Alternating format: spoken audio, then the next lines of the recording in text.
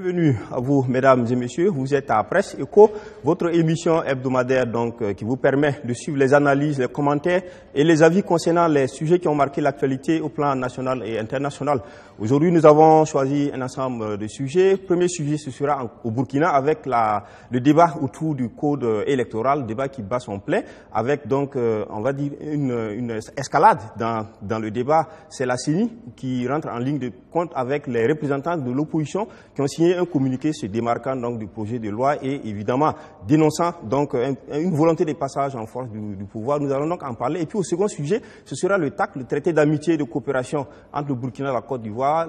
Les 10 ans ont été fêtés à Moussokoro et c'était donc la 7e édition. Nous parlerons également prospective avec cet acte-là. Et puis, en troisième position, ce sera question d'enseignement. L'architecture pose problème. Est-ce qu'on peut former des architectes au Burkina? C'est le débat qui est mené avec ce communiqué de l'ordre des architectes du Burkina qui ne reconnaît pas donc les diplômes.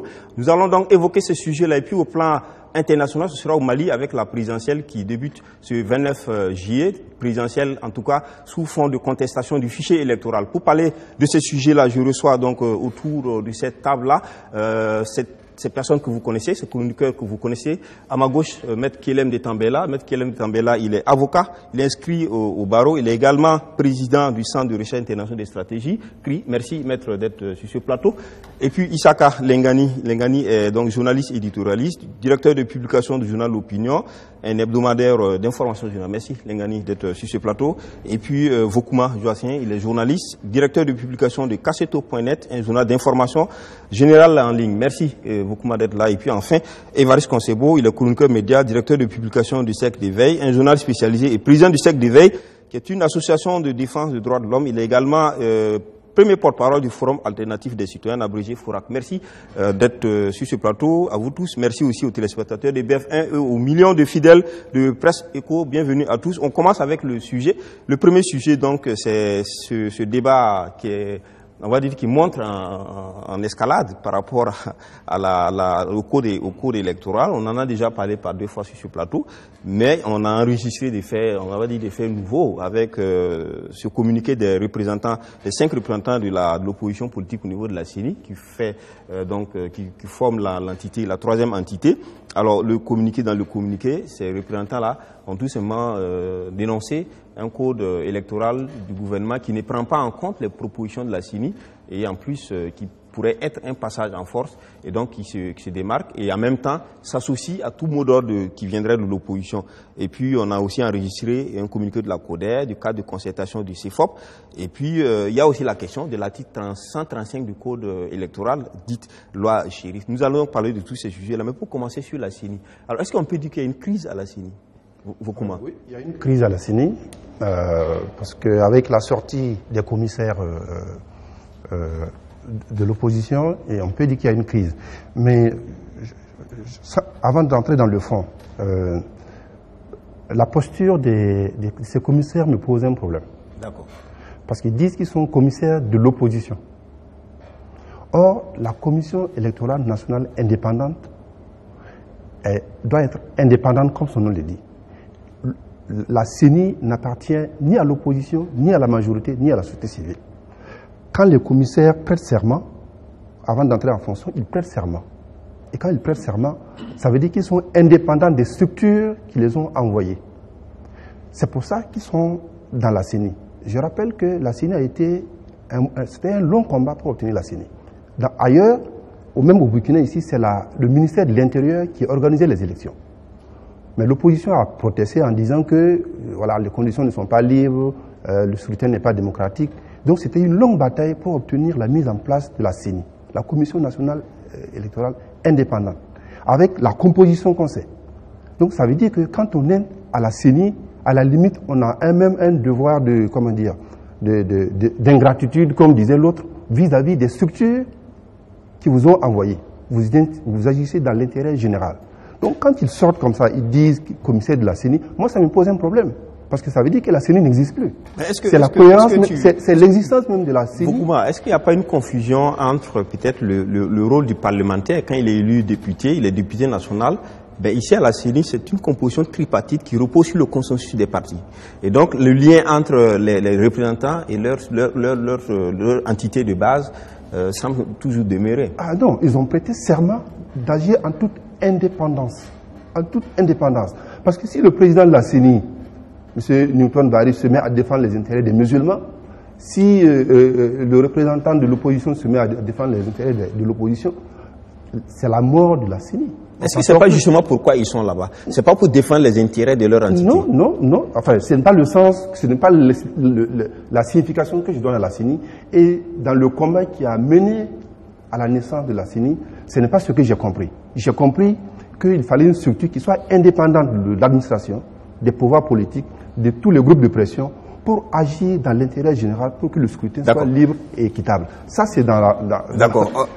On va observer la phrase Évariste Concevoir qui demande certainement pour un avis contraire. Non, ce n'est pas l'avis contraire, parce que nous avons, lui-même, comme il a eu à le dire, la survenue en fait de la CENI l'a été à partir de longues luttes, et qui étaient donc fondées sur la suspicion que les acteurs politiques avaient par rapport à la question de la gestion des élections. Donc, ils ont trouvé la formule qu'il fallait les trois partis, majorité, opposition, société civile, pour veiller en fait. Mais la mission, c'est de veiller. Mais chacun étant entendu que chacun allait respecter la position de sa base. C'était ça l'idée. Hein. C'était parce qu'il y avait une suspicion qu'on a désigné donc chaque parti a désigné ses membres. Maintenant, c'est vrai que ils ont prêté serment, mais le fait de prêter serment ne veut absolument pas dire qu'ils sont coupés. Est-ce que la prestation des serments n'est pas liée au rôle qu'ils vont jouer? C'est la prise en fonction d'organiser un scrutin dans la transparence, l'honnêteté, l'objectivité, l'insincérité. C'est par rapport aux missions. D'accord. Légani, tu veux ajouter quelque chose? Je crois que si on veut lire comme Joachim le dit, je crois qu'il serait mieux en ce moment de remettre l'organisation des élections au Matidé, puisqu'on peut trouver des fonctionnaires, je pense, qui peut effectivement faire le travail en toute indépendance, en toute transparence et en toute équité. Mais je crois que si on a tenu à ce qu'il y ait les trois partis, chacun, c'est pas qu'on y va pour défendre bec et ongle les intérêts corporatistes d'un groupe, mais c'est pour effectivement veiller à ce que les intérêts de ces gens-là soient pris en compte.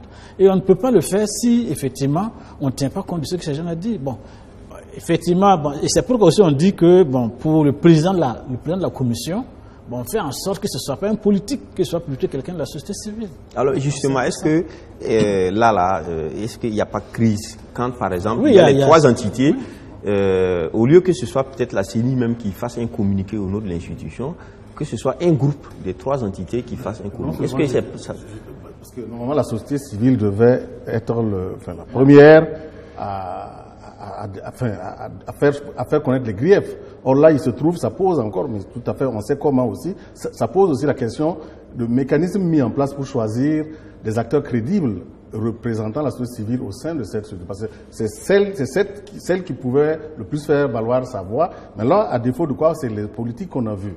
Bon, ça, c'est déjà le premier bémol. Deuxième bémol, c'est sûr que si l'opposition ne se reconnaît pas dans ce qui est en train d'être fait et que puisqu'il y a aussi les partis de la majorité sont représentés, n'ont rien dit, gardent le silence, c'est que forcément il y a un désaccord entre les deux. Maître, cette situation.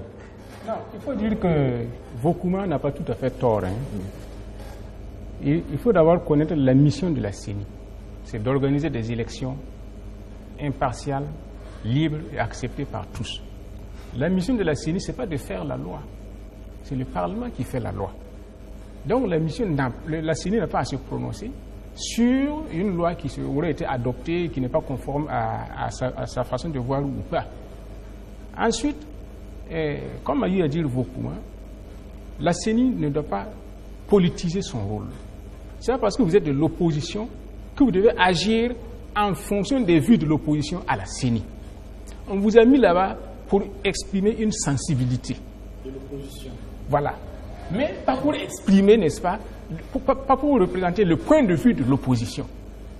Vous exprimez la sensibilité de l'opposition ou de la majorité ou de la société civile ou des communautés religieuses en fonction de la mission de la CENI. C'est pas parce que vous êtes une magistrate femme que vous allez juger nécessairement tous les dossiers des femmes si je comprends bien, oui. La CENI a été conçue sur la base de ce trépied-là pour lui permettre d'être équilibré et pour lui permettre d'avoir un consensus minimum. Mais quand, par exemple, des trois entités, une entité voit clairement que les intérêts donc de son groupe, de sa sensibilité, sont mises en cause. Donc cette entité doit malgré tout suivre. Oui, non, mais c'est la majorité.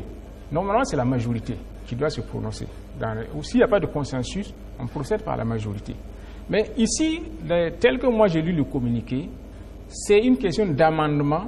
Hein. Le gouvernement aurait transmis des textes, n'est-ce pas, à la CENI. La CENI aurait fait des amendements qui n'ont pas été pris en compte par le gouvernement. Mais ce n'est pas la CENI qui vote les lois. C'est le Parlement qui vote les lois. Donc maintenant, moi je ne comprends pas pourquoi, de ce fait-là, ils vont se prononcer sur quelque chose qui n'est pas de leur compétence. Maintenant, pour revenir à la sensibilité des uns et des autres, bon, prenez un exemple, par exemple, la Cour internationale de justice. On nomme des gens de tous les continents pour avoir la sensibilité de chaque groupe juridique donné. Mais ce n'est pas pour cela que vous allez vous prononcer là-bas parce que vous êtes africain, vous allez vous prononcer nécessairement pour donner raison aux Africains qui sont là. Mais on a déjà eu ce cas, je crois, dans les années 2009, par là, avec le regretté Moussa Michel Tapsoba, où en son temps, c'était le CDP, donc parti majoritaire, avait retiré ses représentants de la CENI et ça crée une crise. C'est cette confusion que nous faisons ici en Afrique dans les démocraties balbutiantes. Vous m'avez nommé, je ne vous reconnais plus. C'est ce qu'on dit dans les institutions fortes. Je vous prends l'exemple du Conseil.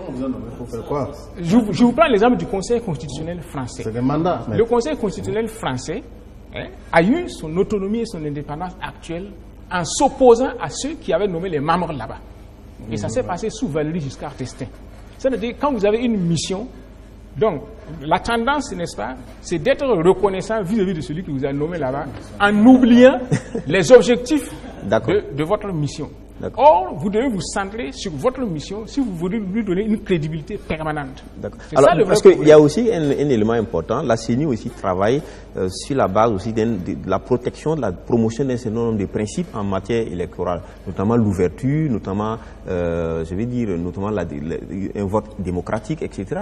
Et quand on est dans un contexte où aujourd'hui on estime qu'il aura, par exemple, on va abuser d'un groupe d'électeurs, etc. Est-ce que et que les deux partenaires qui sont l'opposition et la majorité ne s'entendent pas, est-ce qu'il ne va pas de soi qu'à la CENI, il y ait des répercussions? Puisque ici, il n'y a pas une entente entre les deux groupes politiques pour envoyer la loi, par exemple, à l'Assemblée. J'ai parlé tout à l'heure du devoir d'ingratitude. Le devoir d'ingratitude, c'est dire, c'est vous qui m'avez nommé, m'avez envoyé là-bas, mais ça ne veut pas dire que je suis à vos ordres. C'est ça le devoir d'ingratitude. Et pour moi, la prestation de serment montre effectivement, on prend l'engagement de dire le droit, en tout cas de défendre l'intérêt général. Maintenant, dans la forme toujours, si l'opposition a besoin de savoir quelle est la position de la CENI sur le code électoral en discussion, de mon point de vue, je pense que l'opposition devait écrire à la CENI pour dire il y a un débat à l'Assemblée nationale sur le code électoral. Nous voulons savoir quelle est la position de la CENI sur ce point-là.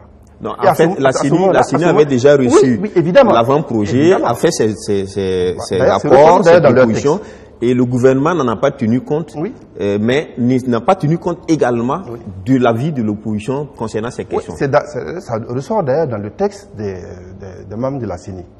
On voit la position de la CENI par rapport au code électoral, par rapport à la carte consulaire, par rapport au lieu de vote. D'accord. Ça, c'est la position de la CENI. Mais je trouve que si l'opposition encore, parce qu'ils commencent par dire des débats dans les médias, dans l'opposition, ils disent qu'ils sont interpellés par l'opposition. Mais si c'est le cas, l'opposition devait écrire à la CENI officiellement pour dire nous entendons ceci, cela, quelle est la position finale de la CENI sur un certain nombre de points, le corps électoral, le lieu. Et à ce moment-là, moi je suis formaliste. Pourquoi la CENI ne commencerait pas par faire un communiqué au lieu d'attendre qu'on lui pose la question? Mais, bon, parce que depuis aussi, ça dure que le débat est mené, la CENI aussi n'a pas fait de communiqué. Peut-être que c'est ce qui explique que ceux de l'opposition... Bon, moi je ne sais pas très bien comment ça fonctionne à l'intérieur de la CENI entre eux, mais je trouve que là, c'est une sortie malheureuse.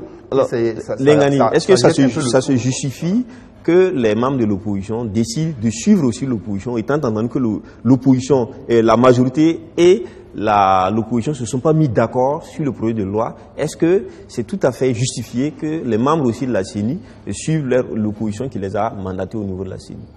Moi, je crois qu'il faut qu'on cesse d'être hypocrite. Si on veut défendre les intérêts réellement de ce pays-là, plutôt que des petits intérêts partisans qui ne disent pas leur nom. Pourquoi je dis cela? Qu'est-ce qu'on cherche à travers la CENI? C'est d'organiser des élections crédibles, transparentes, acceptées par tous les Burkinabés. C'est ça l'objectif.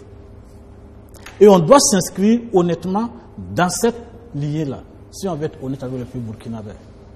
Il y a des textes qui sont en train d'être votés pour effectivement organiser ces élections. Nous avons une structure tripartite. Et il y a un côté qui estime que ce qui est en train de faire ne va pas permettre d'organiser des élections honnêtes, crédibles et incontestables pour tout le monde.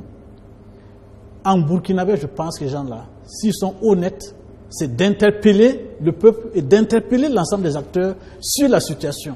Ce n'est pas faire la politique de l'Autriche pour dire non, nous avons prêté serment, non.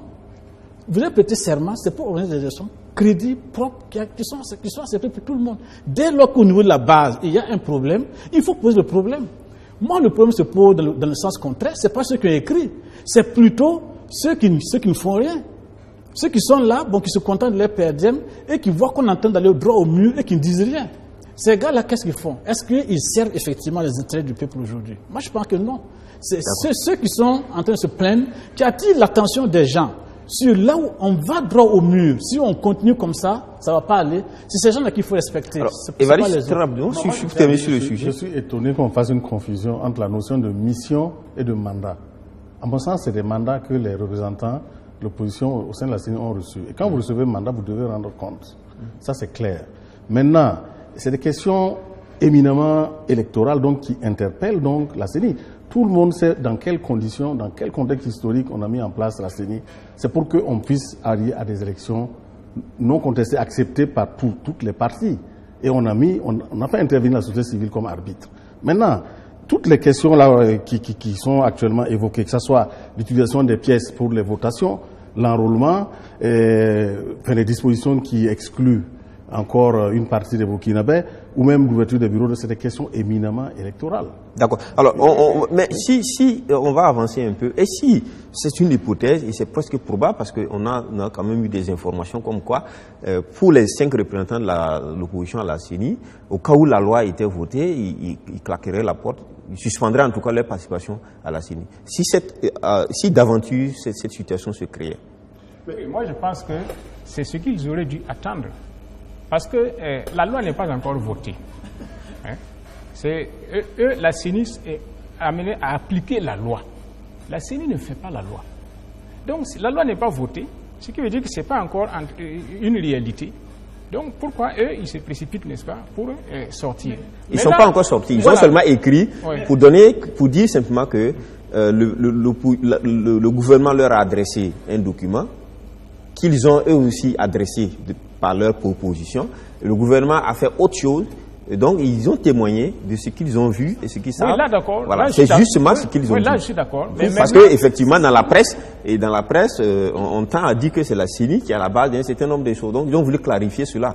Alors, moi, j'ai pas vu. Au cas où il quittait, quel serait le scénario? Moi, j'ai pas vu de papier venant de l'opposition qui mettrait en cause la crédibilité de la CENI. Bon, donc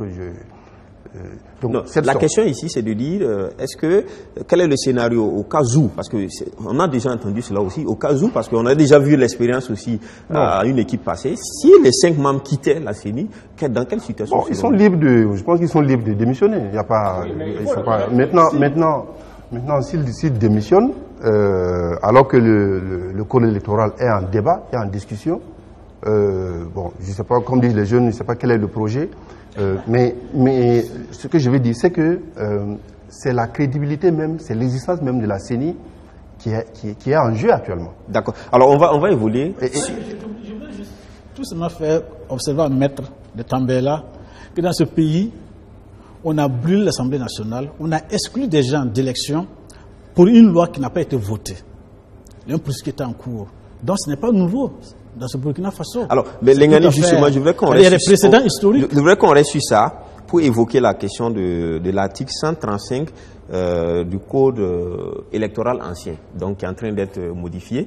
L'article 135 du code, article donc qu'on a appelé la loi Chérif, qui dit que je cite la partie, je prends seulement le dernier alinéa, toutes les personnes, les personnes qui sont inéligibles, toutes les personnes ayant soutenu un changement anticonstitutionnel qui porte atteinte au principe de l'alternance démocratique, notamment au principe de la limitation du nombre de mandats présidentiels ayant conduit à une insurrection ou à toute autre forme de soulèvement. Donc c'était sur cette base-là qu'on a vu voilà, les exclusions, comme on a dit, au niveau des élections présidentielles et législatives. Alors, mais il y a les dispositions transitoires, donc voilà, au chapitre 8 qui dit ceci, les dispositions de l'article 135, etc., tirées ne s'appliquent qu'aux élections de 2015 et de 2016. Alors, maître, question, aujourd'hui, quand on prend le projet, donc le projet de loi qui est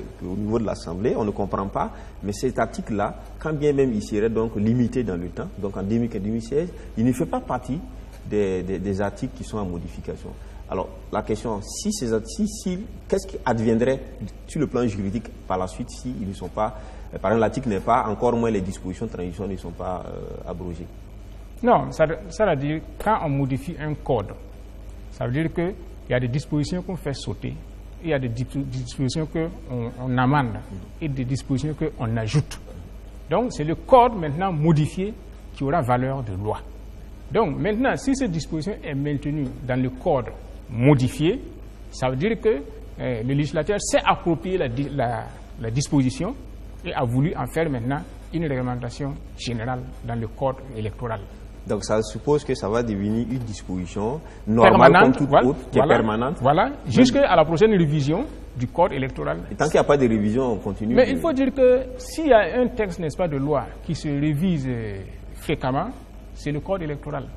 Dans presque tous les pays, c'est l'un des textes de loi qui est souvent... Mais en attendant, on a des élections dans 2 ans. Ouais.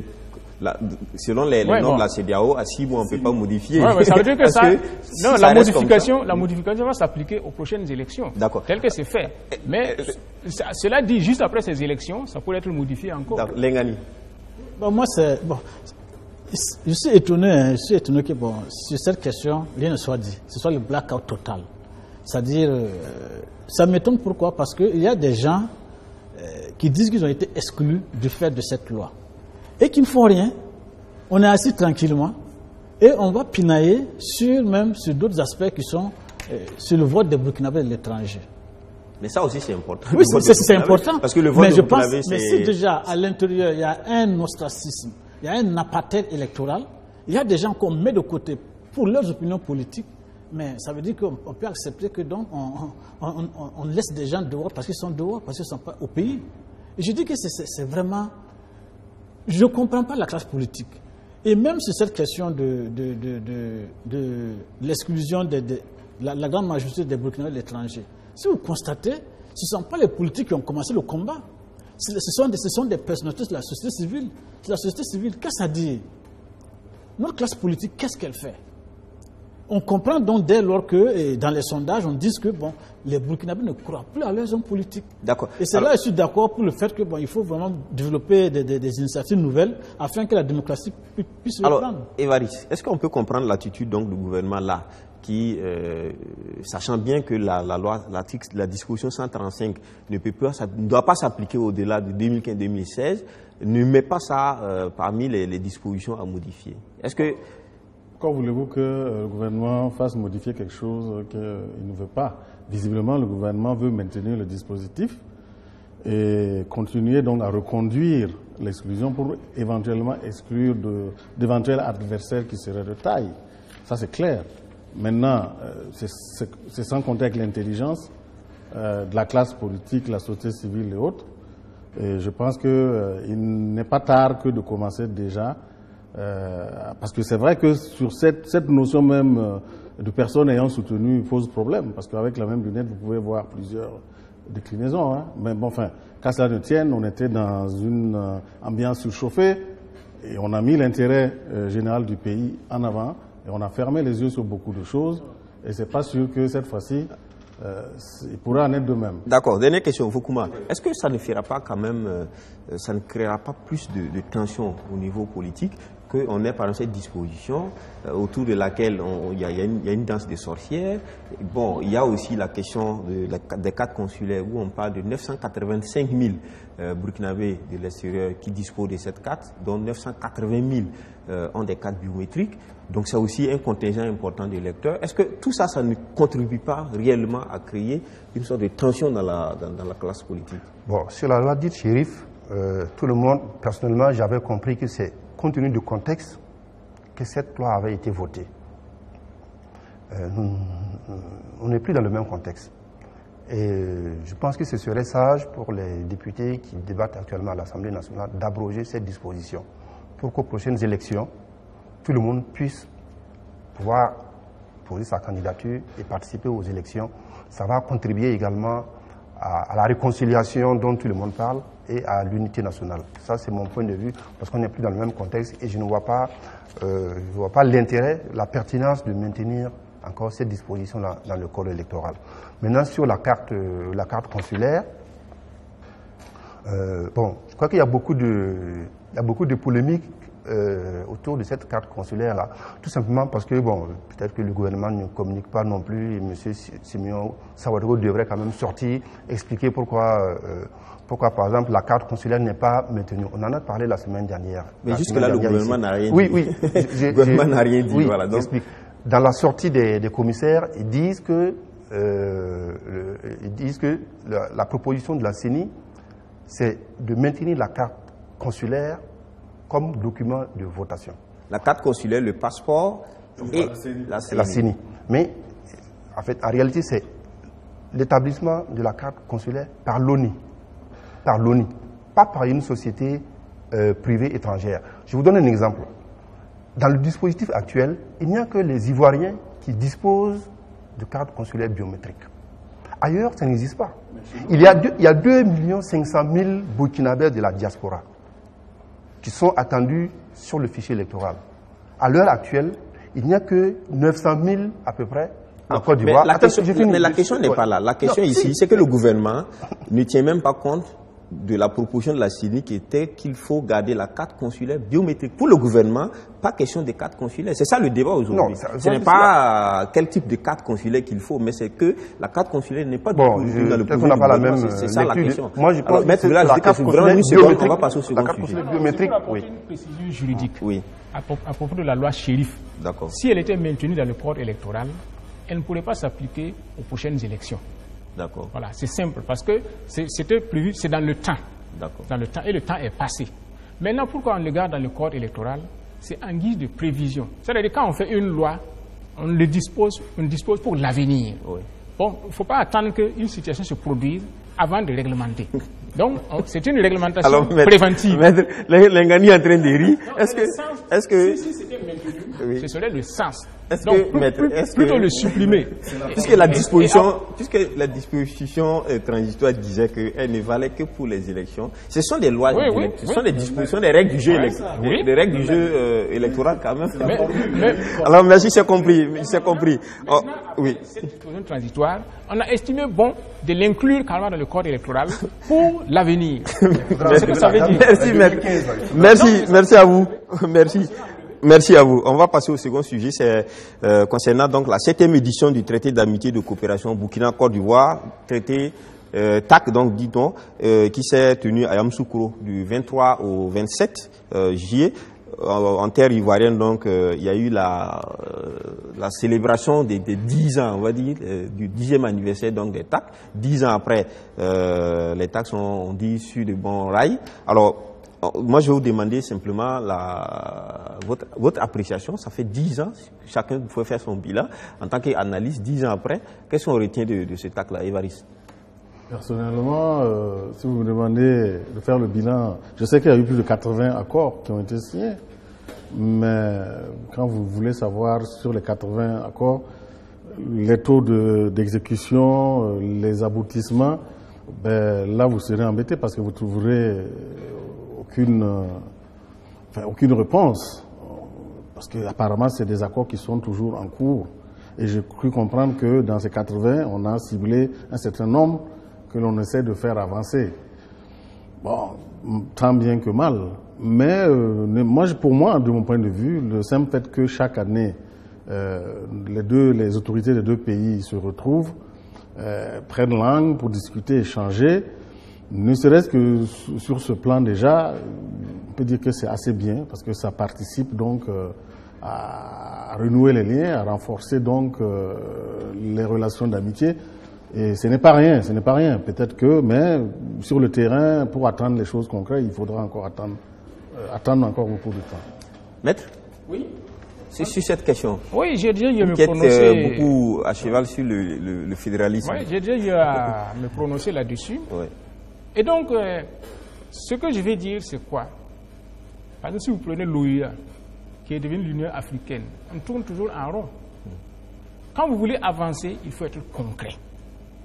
L'Union européenne s'est formée, n'est-ce pas, autour de la France et de l'Allemagne. Mais pourquoi? Parce que c'est sous la direction de Jean Monnet. Ils ont mis ensemble ce qui était prioritaire pour eux à l'époque, pour leur économie. Le charbon et l'acier. Ils se sont dit, c'est ça notre trésor actuel. Si nous gérons ça ensemble, nous allons résolver les conflits entre nous.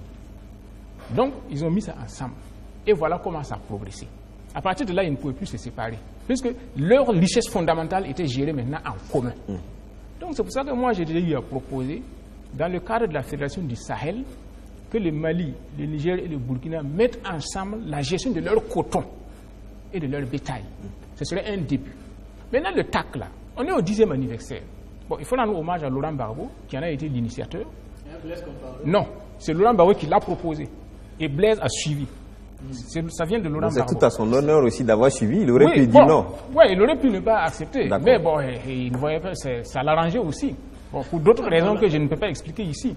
Donc, on va tourner en rond comme ça, hein, jusqu'au 20e, jusqu'au 50e, jusqu'au 100e anniversaire, sans rien faire de concret, si on ne se décide pas à mettre du concret dans cette coopération-là. D'accord, mais on va revenir. Il y a un aspect sur les réformes. Pendant qu'ils sont là, vision sur ça. Juste une nouvelle. Pendant qu'ils sont là sur l'autoroute Yamoussoukro-Ouagadougou qui tourne en rond, qui n'aboutit pas, le Ghana a commencé la voie ferrée pour venir à Ouagadougou, sans qu'il y ait de TAC. C'est pour dire qu'il faut du concret. Et de la volonté. Et la volonté. Sinon, nous allons tourner en vision aussi. Sans rien aboutir. Oui. Beaucoup. J'apprécie le TAC parce que je suis comme Maître de Tambela. Je rends hommage aux initiateurs de ce traité d'amitié qui lie la Côte d'Ivoire et le Burkina. Bon, pas besoin de rappeler la longue histoire qui nous unit. Et je pense que c'est le genre d'institution, de structure qui survit aux fondateurs, aux initiateurs. Et que Laurent Gbagbo et Blaise Compaoré ne soient plus aux commandes et que le TAC continue de fonctionner, c'est la preuve que c'est quelque chose qui est bien, qui va dans le sens de l'histoire et dans le sens des intérêts de nos peuples. Donc, pour ça, je rends hommage aux initiateurs et j'encourage ceux qui le félicitent, ceux qui poursuivent dans ce sens. Maintenant, sur le contenu, c'est vrai qu'on aurait pu s'attendre à un document beaucoup plus élaboré qui fasse le point des avancées, mais les deux gouvernements, les deux premiers ministres, Kawa Keba et Gon Coulibaly, se sont satisfaits. Ils ont dit que tout va bien, que ça marche. Bon, évidemment, ils vont pas dire que tout ne va pas bien. Ils ont même signé encore 7 accords dernièrement et 7 accords qui ont été également signés. Voilà. Non, moi je pense qu'il c'est un traité qui va dans le sens des intérêts des deux peuples. Ça permet ça facilite les échanges. On a vu cette année le premier forum des hommes d'affaires. Dans le traité passé, le TAC 6, la Côte d'Ivoire devait fournir 90 mégawatts d'énergie au Burkina. Je ne suis pas sûr qu'ils aient atteint les 90, mais je crois que c'est autour de 80 ou 83. Mais est-ce que, justement, en fait, la question, comme Maître le disait, quelle est notre vision avec la Côte d'Ivoire? Est-ce qu'on a une vision qui est vraiment stratégique? Parce que l'électricité que la Côte d'Ivoire nous donne, en réalité, c'est vendu. Donc la Côte d'Ivoire vend. Oui, mais on n'a pas besoin d'un TAC pour qu'on nous donne l'électricité. Le marché international, c'est évident. Je crois que c'est sous Blaise Compaoré que le prix avait été négocié. Donc c'est pas un tarif qui est le tarif international. Donc quelque part, bon. Donc nous aussi, on va dire que le cheftel qu'on conduit à Abidjan aussi, ça fait partie du TAC alors que ça existe. Non, le cheftel c'est du commerce. Ça, c'est du commerce. Ça D'accord. n'a rien à voir. Alors, qui est entre les mains du privé. Le cheptel qu'on envoie depuis des décennies là-bas en Côte d'Ivoire, c'est géré par les sociétés privées. L'État n'a rien à voir dedans. Lengani, est-ce qu'après les pères fondateurs du TAC, qui sont Blaise Compaoré et Laurent Gbagbo, est-ce que la vision a été gardée ou c'était ça la vision du TAC? Moi, je voudrais d'abord faire observer à M. de Tambela que c'est ce genre d'attitude qui dévalorise le Burkinabé. Pourquoi? Nous avons toujours l'impression que, c'est-à-dire au Burkina, il faut raser tout le monde, il faut raser court. On ne peut pas laisser quelqu'un émerger, on ne peut pas reconnaître les mérites, nos propres mérites nous-mêmes. Et ça, c'est extrêmement grave. Parce que, je dis cela pourquoi? Parce que, qu'on le veuille ou non, le TAC est l'œuvre de deux hommes qui ont quand même accepté, dans une situation difficile, un moment difficile, de perpétuer une histoire. Parce que les TAC, là, ce n'est pas né avec Blaise et avec Gbagbo, c'est pas vrai. C'est pas vrai. Depuis Maurice, les deux peuples, même avant Maurice, combien de Burkinabés sont morts sur le chemin de fer Abidjan-Ouagadougou? Le canal de Vridi. Oui, et sur le canal de Vridi. Donc tout ça, voilà. Donc tout ça, oui, mais bien sûr. Voilà, même en France, même à Paris, il faut aller dans ce sens, effectivement. C'est ce qu'il faut faire. Les deux, non, puisque vous avez fait la 10, il faut aller dans ce sens, au lieu de se limiter au Burkina et à la Côte d'Ivoire. Bon, mais je dis que c'est vraiment dommage que le TAC soit un club pour des projets. Moi, je crois que ça devait aller au-delà de ça. C'est l'intégration effective entre les deux peuples. Et c'est là où, bon, je rejoindrai l'idée de M. de Tambela, qui est de faire en sorte que les deux pays se développent. Il faut qu'on se développe en même temps, en mettant en commun sur quoi nous pouvons nous entendre. Il y a quand même un minimum de... On parle du cheptel que nous envoyons en Côte d'Ivoire. Pourquoi ne pas s'entendre entre le Burkina Faso et la Côte d'Ivoire pour réglementer la question du cheptel? Par exemple, que la Côte d'Ivoire nous aide à implanter ici des abattoirs frigorifiques, etc. C'est pas, au lieu qu'on continue à travailler comme on le faisait, etc. Ça, c'est possible. On peut s'intégrer, effectivement. Justement, pour les questions, même sur le plan des nationalités, il y a des efforts. Je vais vous poser une question parce que ça revient très souvent. On dit que le Burkina et la Côte d'Ivoire, c'est la haute volta et la basse volta. C'est deux mêmes pays. Est-ce qu'on pourrait s'attendre un jour à ce que les taxes s'orientent vers une fédération entre le Burkina et la Côte d'Ivoire, que par exemple, les taxes s'orientent sur, par exemple, quelque chose d'important pour le Burkina, par exemple, le débouché maritime, par exemple, sur ces questions qui sont quand même des questions fondamentales pour le Burkina. Et la Côte d'Ivoire aussi, qui a le marché de consommation ici pour ces produits. Est-ce qu'on ne pourrait pas aller vers ce sens-là par rapport à un TAC qui nous envoie plus en avant? Moi, ça me fait sourire parce que c'est vrai que je suis pas vieux, je suis pas jeune, mais l'expérience qu'on a vue, sauf que les intégrations et les mises en commun des richesses ne se décrètent pas.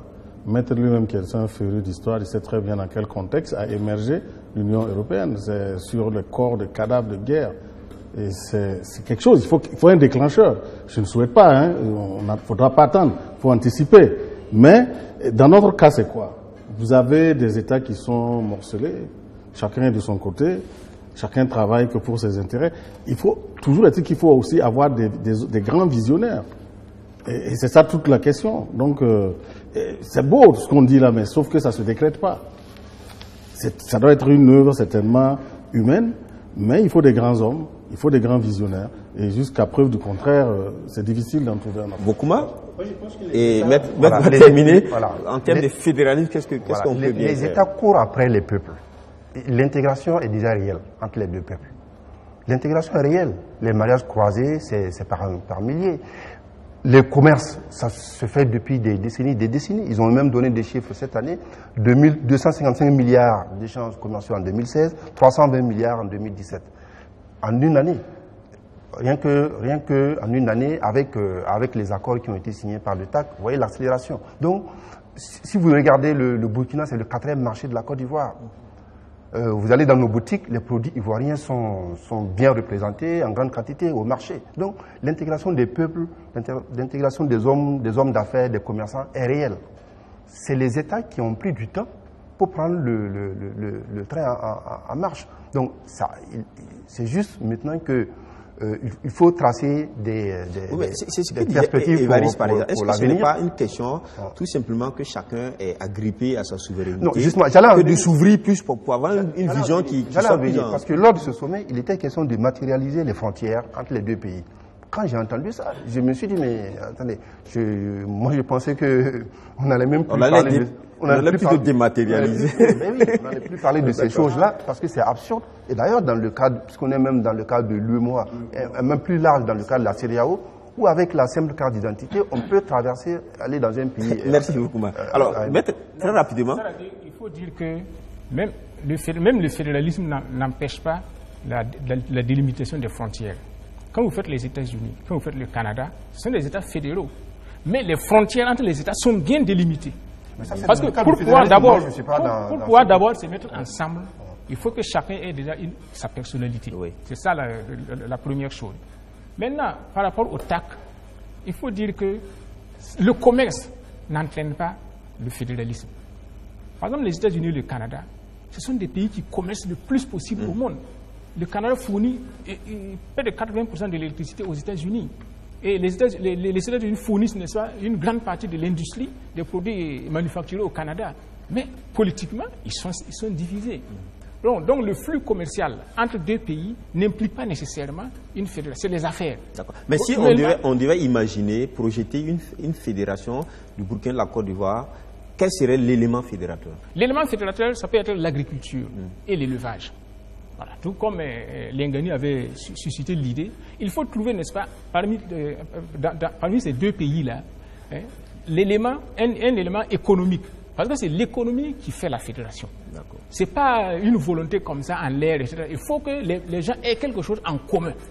Concret. Et par exemple, le débouché maritime, parce que nous, on commerce beaucoup on a besoin beaucoup de... Non. C'est-à-dire, les débouchés maritimes arrangent le Burkina, mais ça n'arrange pas la Côte d'Ivoire. Il faut trouver un élément qui arrange les deux peuples. Et c'est ça qui est fondamental. C'est pour ça que moi, j'avais proposé d'abord une fédération du Sahel, parce que là, il y a des produits qui arrangent tous les trois pays en même temps. Mais le débouché maritime, le Burkina y a intérêt plus que la Côte d'Ivoire. Merci. Donc ça pourrait ne pas marcher. Merci, Maître, pour ces propositions assez pertinentes. On va terminer sur le plan national avec cette question, disons, le communiqué déjà de l'Ordre des architectes de Burkina, qui dit ceci: l'Ordre des architectes de Burkina informe les élèves, étudiants et parents d'élèves que dans le cadre de la formation au métier d'architecte, il n'existe aucune école délivrant un diplôme d'architecture au Burkina Faso reconnu par lui. À ce jour, aucun curricula ni conditions d'enseignement ne sont réunis pour délivrer une formation complète d'architecte au Burkina Faso. Par conséquent, l'Ordre et ses membres ne prendront ni stagiaires ni diplômés de ces écoles. Alors, voici le communiqué qui crée la polémique aujourd'hui. Les gens se posent la question de savoir, d'abord, question de compétences, est-ce qu'il appartient à l'Ordre de choisir qu'il y ait de la formation ici ou de choisir d'accepter qu'il y ait des diplômes au Burkina, etc. Donc ça, c'est vraiment une question déjà qui est posée dans les débats. Est-ce qu'il appartient à l'Ordre de reconnaître les diplômes d'architecture? Est-ce qu'il appartient à l'Ordre de dire que des écoles ne peuvent pas former, etc. etc. Oui, d'accord. C'est le débat. Non, je ne pense pas que l'Ordre veuille interdire qu'il y ait des écoles de formation ici. Je pense qu'ils veulent mettre de l'ordre et prévenir les parents, parce qu'actuellement on commence à voir la publicité un peu partout dans la ville, les grandes écoles, les établissements où... Bon, je pense qu'ils veulent attirer l'attention des parents sur le fait que dans les normes, il n'y a pas une école aujourd'hui qui remplit les conditions pour délivrer un diplôme en architecture. Ça, c'est que, apparemment, voilà, il y a des établissements qui existent, qui sont reconnus par l'État pour autre chose, mais qui ont décidé d'introduire un curricula en architecture, mais qui n'ont pas réuni toutes les conditions pour que l'enseignement en architecture soit fait dans les bonnes conditions. Je pense qu'ils ont eu vent de ça ou qu'ils ont constaté, et ils attirent l'attention en disant c'est l'ordre quand même des architectes, donc c'est quand même eux qui encadrent le métier d'architecte. Je pense qu'ils ont le droit quand même d'attirer l'attention des gens en disant attention, si un établissement vous dit qu'il propose à vos enfants une formation en architecture, n'acceptez pas parce que ce n'est pas vrai. D'accord. Alors, Maître, Oui. Certains ont compris que l'ordre fait du protectionnisme pour ne pas élargir en fait le cercle. Ce n'est pas à exclure, hein, ce n'est pas à exclure, parce que c'est une question d'intérêt. Mais l'ordre n'a pas compétence pour reconnaître des diplômes. Le premier ordre professionnel qui existe au Burkina, je crois, si je ne me trompe pas, c'est l'ordre des avocats. Et notre ordre n'a pas compétence pour reconnaître la validité d'un diplôme. Ça, c'est la compétence de l'État. Du ministère. Non, au plan national, tous les États ne font pas partie du CAMES. Voilà. Et non, puis, je parle pour le Burkina. Voilà, et puis le CAMES, c'est à partir d'un certain niveau. Le CAMES n'évalue pas les certificats d'études primaires ou le BPC. Donc c'est l'État qui a compétence pour reconnaître la compétence des diplômes. Maintenant, qu'ils disent qu'ils peuvent... Moi, je pense que c'est une sonnette d'alarme pour attirer l'attention des gens sur le fait qu'il y a des établissements qui ne méritent pas, qui n'ont pas les compétences nécessaires pour former les gens en architecture, mais qui veulent le faire. Mais ça c'est un message qui indirectement s'adresse à l'État. Même ces établissements-là, c'est l'État qui donne l'autorisation d'ouverture et qui doit vérifier. Donc, en fait, c'est ils essaient d'attirer l'attention de l'État pour que l'État jette un coup d'œil sur ces écoles-là.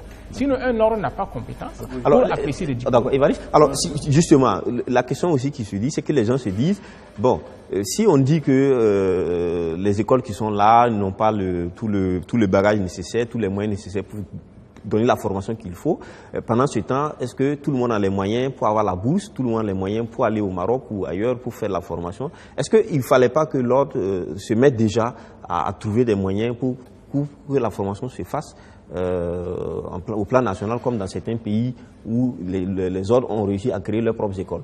Ça me fait sourire, parce que vous savez, quand est-ce que l'ordre des architectes a eu un siège? Ça date de 2015.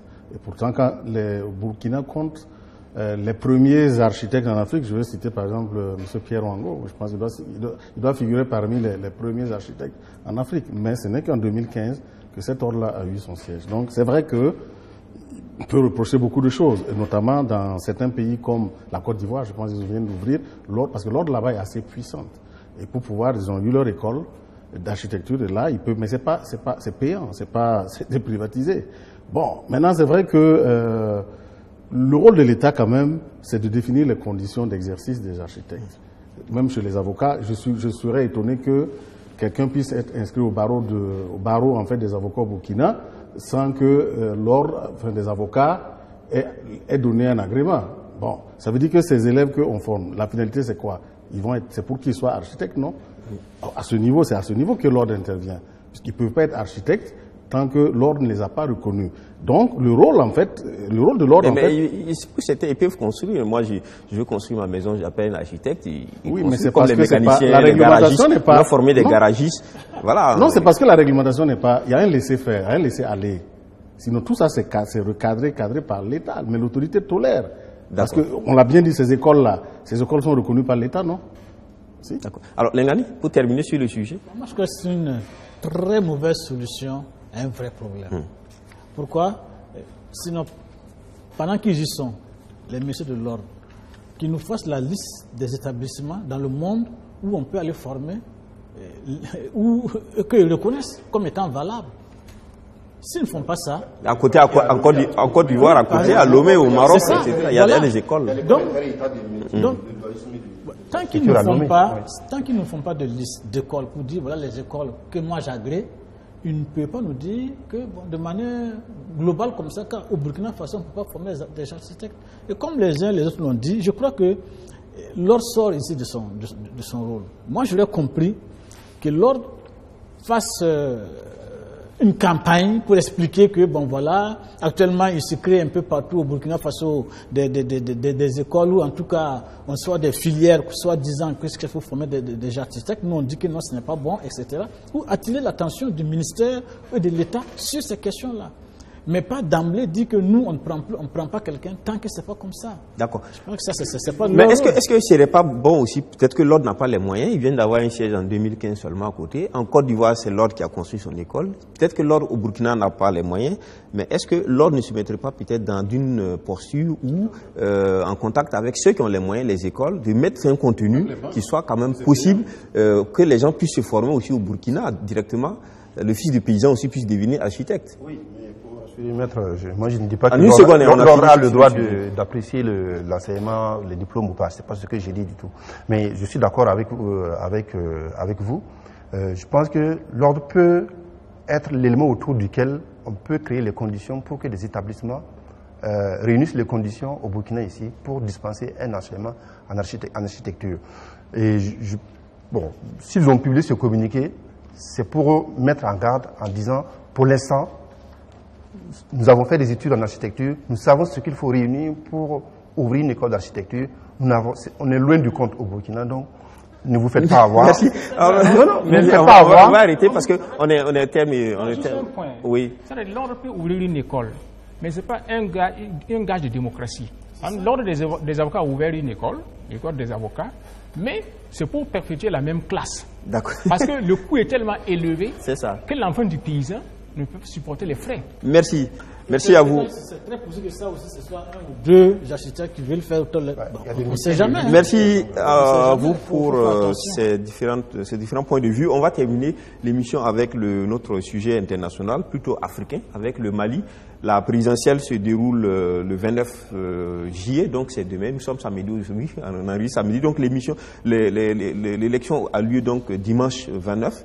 Il y a une vingtaine donc de candidats et il y a deux qui sont quand même qui portent l'étendard. On va dire le président sortant Ibeka et Soumaïla Cissé, donc le chef de file de l'opposition. Alors ça se fait sous fond de suspicion, assez grave quand même parce que il y a des fichiers, parallèles un fichier parallèle qui a été découvert donc par l'opposition et depuis lors il y a vraiment beaucoup de tractations autour. L'opposition se dit n'est pas du tout d'accord pour en tout cas se laisser voler la victoire, pour accepter des fraudes. Alors l'EIF qui avait fait donc l'audit a tout simplement démenti avoir en tout cas publié la liste que le gouvernement a publiée. Donc il y a donc problème au Mali. Évariste Konsebo. Ironique, c'est que dès l'ouverture déjà de la campagne, je pense le 4 juillet, Soumaïla Cissé avait donc déjà laissé entendre qu'il y avait de fortes suspicions sur le fichier. Et à la clôture donc de la campagne le 27 juillet, c'est toujours la même en fait rhétorique. Donc c'est vrai, ils vont aller aux élections, mais sur fond quand même de suspicion sur une question centrale quand même qui est le fichier, parce qu'il y a quand même eu un écart de chiffres qui est apparu entre deux audits quoi. Bon, maintenant, ceci étant, sommes la veille, hein, donc les jeux sont jetés. Maintenant, est-ce qu'il faut espérer qu'il n'y aura pas trop de débordements? Lengani, est-ce qu'il faut craindre pour les élections au Mali, parce que la tension est suffisamment forte, rentrer dans une élection avec une suspicion de cette taille-là? Il faut effectivement craindre. Il faut craindre. Et moi, je crois que dans des situations de ce genre, ce qu'on appelle généralement les observateurs ont un très grand rôle à jouer pour permettre éventuellement de pacifier. Il faut qu'effectivement, en tout cas de toutes les parties, vraiment, les gens mettent de l'eau dans leur vin parce que, comme l'a dit Évariste, le vin est tiré, il faut le boire. C'est pas la veille de l'élection qu'on va tout remettre à plat. C'est pas possible. Alors, est-ce que ces suspicions sont fondées? C'est ça aussi, c'est à vérifier. Hein. Ça peut être fondé comme ça peut ne pas être fondé. Bon, jusque là, ça a été reconnu. L'EIF l'a reconnu. Oui, il y en a qui peuvent soulever des suspicions parce qu'ils se sentent déjà perdants. Alors donc, pour être comme des mauvais perdants, donc déjà, ils préparent la justification de leur défaite. Parce qu'il ne faut pas oublier que le Mali a été à un moment donné la référence en matière de démocratie en Afrique, du moins en Afrique de l'Ouest, pendant un certain bout de temps. Début des années 90. Voilà. Donc, ils ne sont pas quand même au début des choses. Donc, ils s'y connaissent plus ou moins. Donc, ça fait que, moi, c'est vrai qu'il n'y a pas d'élection. Mais quand par exemple, l'OIF, qui est une structure internationale, en vient à reconnaître que les listes parallèles qui circulent du fichier ne sont pas les listes que l'OIF a auditées. Donc il y a problème quand même. Oui, c'est possible, il y a problème. Mais quelle est l'ampleur du problème? Est-ce que c'est de nature à entacher la sincérité du scrutin? C'est ça maintenant qu'il faut voir. D'accord. Je suis comme Lengani, je suis un peu inquiet pour le Mali, pour le scrutin du dimanche.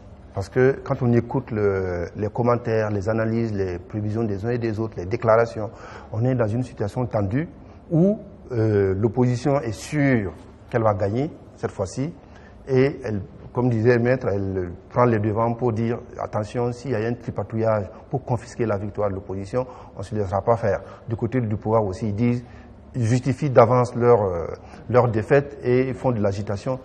Mais bon, pour quelqu'un qui connaît le Mali, on est à peu près dans la même configuration ici. Le scrutin du 29 juillet, là, c'est un scrutin assez inquiétant. Et je ne sais pas si les observateurs qui sont déjà sur place, parce que ce n'est pas à la veille qu'il faut arriver. Alors, moi, je voudrais qu'on termine sur ça rapidement. Ouais. Selon vous, le pronostic, on a vu que IBK a fait des stades quand même vides. Il s'est dit des choses concernant sa débâcle au Mali. Alors, son rival Cissé a fait des stades pleins. Votre pronostic? Bon, moi j'étais pas sur place, mais je me méfie des images parce que il y a toutes les manipulations. Non, moi je contredis cela parce que j'ai vu un meeting de IBK avec un stade plein. Cela dit, bon, je souhaitais le succès de Cissé parce que lui, quand il s'exprime, je perçois ce qu'il veut dire. Quand IBK s'exprime, je n'arrive pas à saisir ce qu'il veut dire. D'accord. Lengani? Bon, moi, j'ai un voisin qui vient du Mali, qui a beaucoup fait le Mali, et il m'a dit ceci, et Cissé remplit les stades et les meetings.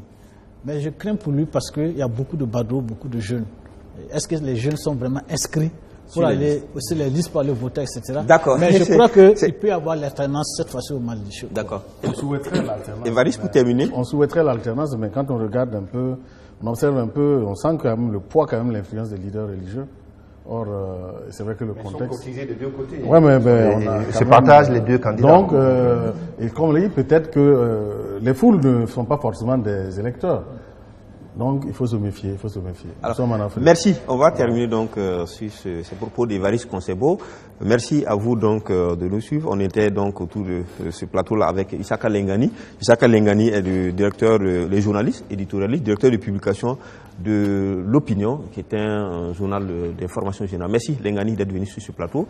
Maître Kielem de Tambela, il est avocat inscrit au barreau. Il est le président du CRI, qui est le Centre de recherche international des stratégies. Merci Maître d'être venu. Et puis Évariste Konsebo, chroniqueur média, il est président du Cercle d'éveil, qui est une association de défense des droits de l'homme. Il est également directeur de publication du Cercle d'éveil, un journal spécialisé, et premier porte-parole donc du Forum alternatif des citoyens, FORAC. Merci d'être venu. Et puis enfin, Vokuma Joachim, directeur de publication de Kasseto.net. Kasseto.net est un journal d'information générale paraissant en ligne. Merci à vous d'être venu. Merci aux téléspectateurs. On se donne rendez-vous pour notre numéro de Presse Éco la semaine prochaine, si Dieu le veut.